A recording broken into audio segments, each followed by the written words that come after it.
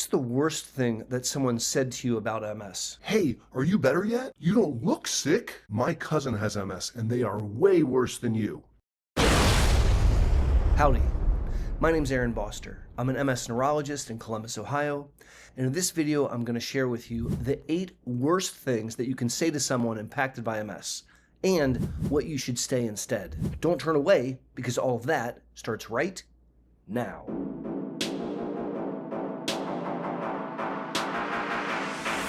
Hey! Number 8. You don't look sick. Yeah, and you don't look ill-informed. The reality is that the majority of MS symptoms are invisible to the outside observer. Fatigue, cog fog, bladder difficulties, pain, the list goes on. Oftentimes these are referred to as invisible symptoms. And just because someone looks good doesn't mean that they're not struggling. What to say instead? Hey, how are you doing?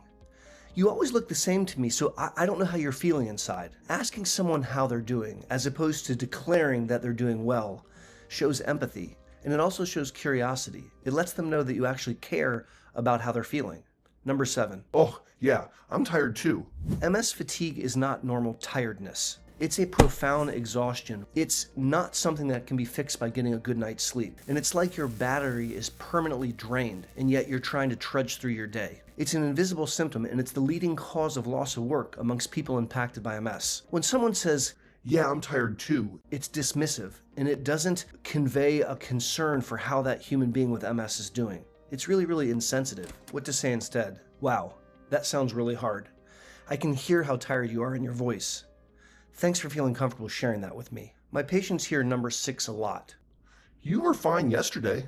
MS symptoms don't work on a schedule. One day, someone with MS can have decent energy and they can get things done, and the next day, they can barely move. Symptoms in MS can fluctuate massively based on how much sleep you got, based on how hot it is outside, based on the level of stress that you're experiencing. They can fluctuate with the menstrual cycle, and they can tank when you have the smallest of infections. Just because someone seemed fine yesterday doesn't mean they're not struggling today. What to say instead? I know MS can be unpredictable. How are you faring today? Number 5. Wow, you are really lucky. You basically get to just rest all day long. Ah, yes. The vacation of MS fatigue. Except it's not a vacation. You're not choosing to rest. You're being forced to, and you're still exhausted. Being bedridden isn't relaxing. It's frustrating, it's actually painful, and it's extremely isolating. What to say instead? Wow, that sounds really difficult. What helps you get through those tough days? Number 4 is really frustrating. It's when someone compares MS to something that they think is worse. Well, at least it's not terminal cancer. Or, My friend has MS. They are so much worse off than you. let's not play the comparison game. Diseases are not a competition. MS is typically not considered to be terminal. And yes, there are people out there that have very serious conditions, but that doesn't make it any easier to live with multiple sclerosis. Whether you're dismissing someone's struggle by saying, Well, at least it's not terminal cancer.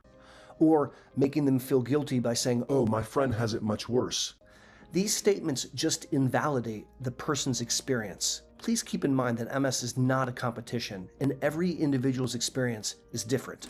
What to say instead? I hear you. That sounds really difficult. How have you been managing? Number 3 really gets me. Someone hears you have MS, and they're suddenly a medical expert. Oh, you should really cut out gluten. Hey, have you tried this brand new diet?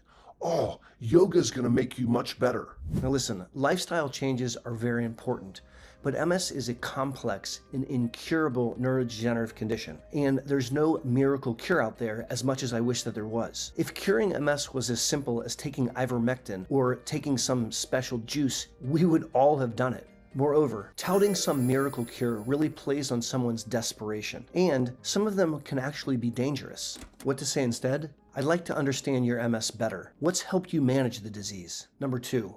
My great aunt, she also has MS. Yeah, she took this therapy and she is doing so much better. You should totally do that. I get it. You want to connect, but sharing your distant relative's super success story isn't actually helpful. It's really frustrating. And just because it worked for that person does not mean it's going to work for this other person. The disease is unique and affects each individual differently. What to say instead? I learned that MS affects each individual differently, and I'm not sure what to say, but thank you for being willing to share with me. And number 1, arguably the worst thing that you can say to someone with MS.